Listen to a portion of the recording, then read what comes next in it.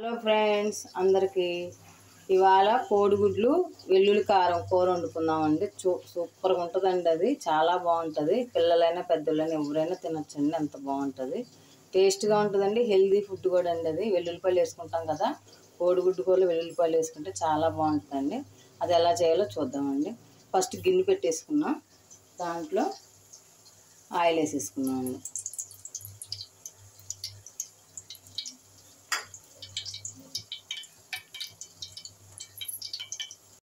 ఇప్పుడు పోపులు వేసేసుకుందామండి.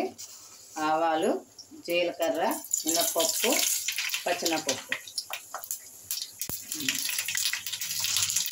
కొంచెం వేసుకున్నాము.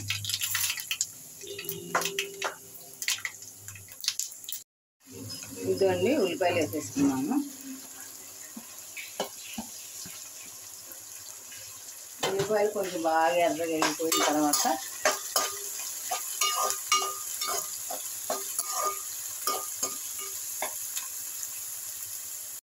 కరివేపాకు కూడా వేసేసుకున్నాం. కరివేపాకు వేసుకొని ఒక 5 నిమిషాలు మూత పెట్టేసుకున్నామండి. బాగా ఉల్లిపాయలు మగ్గిపోతాయి బాగా. ఈ లోపల వెల్లుల్లి కారం తయారు చేసుకున్నామండి. అదేంటో చూద్దాం. కారం అన్నాను కదా, ఇదిగోండి కారపొడి, వెల్లుల్లిపాయలు, జీలకర్ర, కరివేపాకు అండి. కరివేపాకు ఎందుకు వేసుకుంటా అంటే అండి, కొందరికి కోడిగుడ్లు అరగదంటారండి. అందుకనేసి జీలకర్ర, కరివేపాకు వేసుకుంటే తొందరగా అరిగిపోతుంది, మన కూర కూడా టేస్ట్ బాగుంటుందండి. ఇలా మిక్సీ వేసేసుకుంటామండి. వేసి మిక్సీ పట్టేసుకుందామండి. ఉల్లిపాయలు బాగా వేయిపోయండి. దీనిలో కొంచెం ఉప్పు వేసుకుందామండి. వెల్లుల్లి కారంలో ఆల్రెడీ వేసాం కదండి, దీనిలో కొంచెం వేసుకుంటే సరిపోతుంది. కొంచెం పసుపు,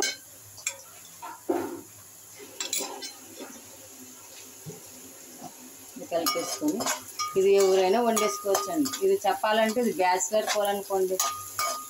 ఏమి లేకపోయినా కాయగూరలు ఏమి లేవనుకున్నా ఒట్టి ఉల్లిపాయలు ఉంటే చాలండి, వండేసుకోవచ్చు. ఇలాగ వేసుకొని మధ్యలో ఆయిల్ వస్తుంది చూడండి, అందులో కోడిగుడ్లు కొట్టేసి పోసేసుకోవాలి. ఎందుకంటే ఆయిల్ మగ్గినట్టు ఉంటుందండి, తొందరగా కూడా ఉడికిపోతుంది కోడిగుడ్డు.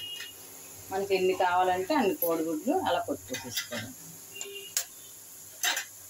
సింపుల్గా అయిపోద్దండి. మనకి ఎన్ని కోడిగుడ్లు కావాలంటే అన్ని కోడిగుడ్లు అలా కొట్టుకోసేసుకోవాలి.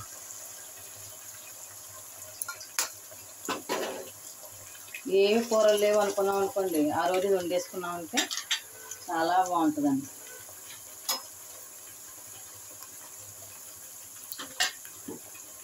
మనకి ఎన్ని గుడ్లు కావాలంటే అన్ని గుడ్లు ఇలా కొట్టేసుకోవాలి. కదిలించకూడదండి, అలా పెట్టేసుకోవాలి పక్కన. గరిటె పెట్టకూడదు. కోడిగుడ్లు ఇలా కొట్టేసుకున్నాం కదా, గరిటె పెట్టకుండా మనకి ఎన్ని కావాలంటే అన్ని గుడ్లన్నీ కొట్టి పోసేసుకున్నాం కదండి. ఇలా మూత పెట్టేసుకున్నాం. సిమ్లో పెట్టేసుకొని మూత పెట్టేసుకున్నాం ఒక 5 నిమిషాలు. అప్పుడు కేక్లా తయారైపోద్దండి. కోడిగుడ్డుతో మధ్యలో కొట్టిపోసాం కదా, అక్కడ వరకు కేక్లా తయారైపోద్దండి. మూత తీసి చూద్దాం. అబ్బా, చూసారా ఎంత బాగా కేక్లా తయారైపోయిందో. ఇప్పుడు దాన్ని మెల్లగా టర్న్ చేసుకున్నాం.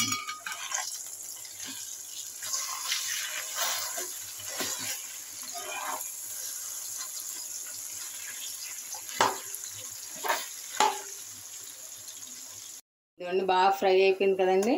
ఇప్పుడు వెల్లుల్లిపాయ కారం వేసేసుకుంటామండి. ఇది కొంచెం ముద్దగా వస్తుంది, వెల్లుల్లిపాయలు తడి కదా, కొంచెం ముద్దగా వస్తుంది. మనం ఇలా విడి తీసుకున్నట్టు వేసుకోవాలి.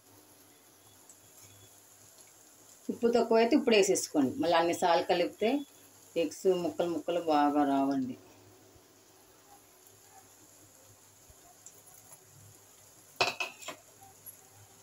అంతే అండి, కోడిగుడ్లు వెల్లుల్లిపాయ కర్రీ రెడీ అయిపోయినట్టండి. టేస్ట్ చేద్దాం ఎలా వచ్చిందో. ఇది చాలా సూపర్గా ఉంటుందండి. సింపుల్గా చేసుకోవచ్చు. మీకు ఎక్కువ ఇంగ్రీడియంట్స్ కూడా ఏమి ఉండవండి. ఉల్లిపాయలు, వెల్లుల్లిపాయలు అవే కదండి, ఎవరైనా చేసేసుకోవచ్చు.